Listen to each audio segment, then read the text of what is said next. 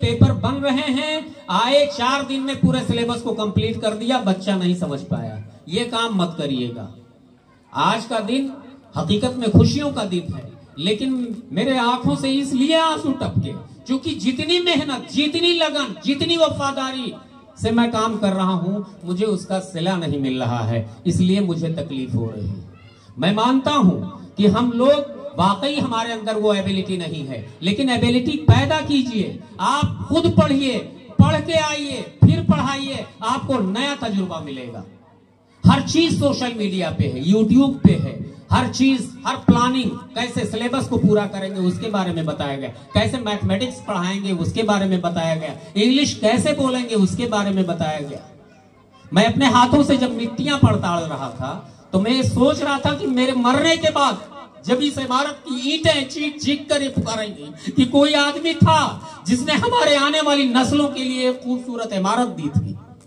बहुत सारे टीचर आए, चले गए, लेकिन आज भी उनकी कमियां मुझे महसूस हो रही हैं। राकेश सिंह के दौर में जो इस स्कूल की इब्तिदा हुई थी, उस इंसान की वजूद इस स्कूल के लिए एक तीर की तरह थी जो दुश्मन के सीने को छलनी भी कर सकती थी, और वो तीर तिर्याक की तरह था जो किसी के बीमारी का इलाज कर दी थी। उस इंसान के कैंपस में घुसने के बाद गांव का नया बच्चा ही क्यों ना आ जाए, वो गांव की भाषा नहीं बोलता था, वो सीधे खड़ी बोली बोलता था। वो तहजीब यहां से नहीं है। बार बार आप लोगों को डिसिप्लिन, जिस स्कूल में डिसिप्लिन नहीं है, आपको बार बार किसी फंक्शन में बच्चों को यह बताने की जहमत ना होनी चाहिए कि बच्चा, छोटा बच्चा कहां बैठेगा, बड़ा बच्चा कहां बैठेगा। ये तरीके पहले से आपको सिखाने होंगे। ये तो रही बात आपके इंस्टीट्यूशन से रिलेटेड। दूसरी बात, हमें बच्चों को यहाँ के स्कूल के मुताबिक ही एजुकेशन नहीं देना है, हमको सर्च करना है नेशनल लेवल पर करिकुलम कैसे तैयार किए गए हैं, एमयू का सिलेबस क्या है, जामिया का क्या है, नवोदय का क्या है, बीएचयू का क्या है। उन तमाम के मिश्रण को जहन में रख के बच्चों को तैयार कीजिए, ताकि आपका बच्चा किसी भी इंस्टीट्यूशन में जाए वो उसके ढांचे में समर जाए। ये पैमाना आपका होना चाहिए।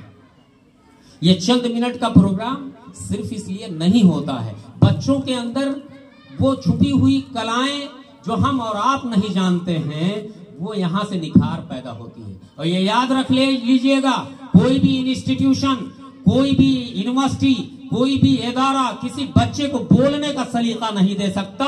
वो गॉड गिफ्टेड होती है, सिर्फ आपको संवारने का मौका मिलता है। आपको संवारना क्या है? तो ये हर हफ्ते जो प्रोग्राम मुनक्किद की जा रही है, उसके पीछे यही होता है कि आप बच्चों को कैसे संवारेंगे, आप उनको रास्ता दीजिए। वो चलने का तरीका उनके अंदर है, सिर्फ आपको रास्ता देना है।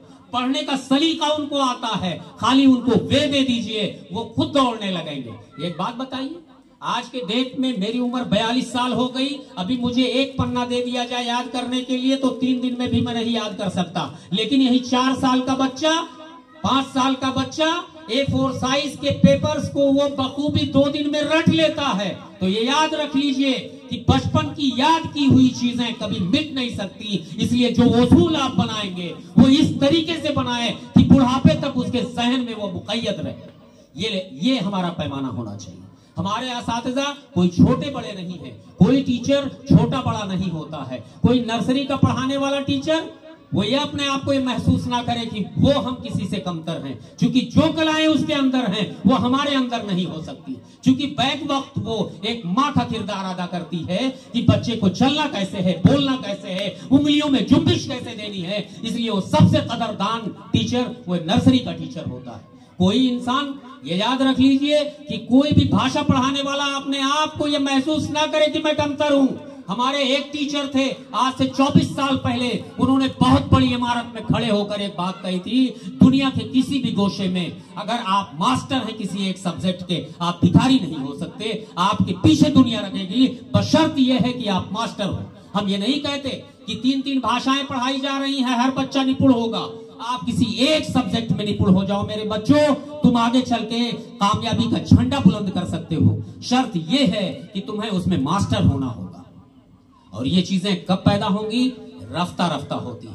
आज से तकरीबन 14 साल पहले इन पौधों को मैंने लगाया था। एक एक बालिश के थे। आज ये तनावर दरख्त हो गया, इसी में से न जाने कितने पेड़ कट चुके हैं और वो जलाया गया इस ठंडी में। ठीक है, तो ये याद रखिए हमेशा के लिए कि जिस बच्चे को आप पढ़ा रहे हो ये कतान ना महसूस करो ये संवर नहीं सकता। अगर आपने किसी मिट्टी से आपने कुल्हड़ बनाने की कोशिश की और बना नहीं पाए तो गलती आपकी है, उस बच्चे की नहीं है। हमको सिर्फ ये ढूंढना होगा कि उस बच्चे के अंदर किस कला से हम अपनी बात को पेश कर सकते हैं। मान लीजिए मट्टी गूंद रहे हैं या रोटी बना रही हैं आप, रोटी में आटे में पानी आपने ज्यादा डाल दिया तो करेंगे क्या, दोबारा फिर आटा डालिए, थोड़ा टाइट हो फिर डालिए आटा, उस वक्त तक डालते चले जाइए जब तक लोई ना बन जाए और वो आपके पीढ़े और बेलन के नीचे दबकर बेहतर रोटी की शक्ल आकार ना बना ले, उस वक्त तक आप कोशिश करते रहिए। यही हमारी तमन्ना है, यही दुआ है कि इस मंच पर जितने भी लोग आए, जितने भी बच्चे आए, वो हमारे लिए दिल के टुकड़े हैं। उन्होंने बेहतर कारकर्दगी अंजाम दी और इससे पहले कि जिन टीचरों ने इन बच्चों को तैयार किया, हमारे दिल से तमाम दुआएं उनके लिए, खुदा उनको मुकम्मल कामयाबी अता फरमाए और हमारे बच्चों को इस मेयार पर लेकर खड़ा कर दे कि वो यहाँ से निकलने के बाद अच्छी यूनिवर्सिटियों में पहुंच सकें। बहुत बहुत शुक्रिया, धन्यवाद। अब इसके बाद उन बच्चों को इनाम दिया जाएगा और हमारे ही एक अभिभावक हैं श्री धर्मपाल जी, वो उनके हाथों से इनाम बांटा जाएगा। हमारे धर्मपाल भैया, नमस्कार।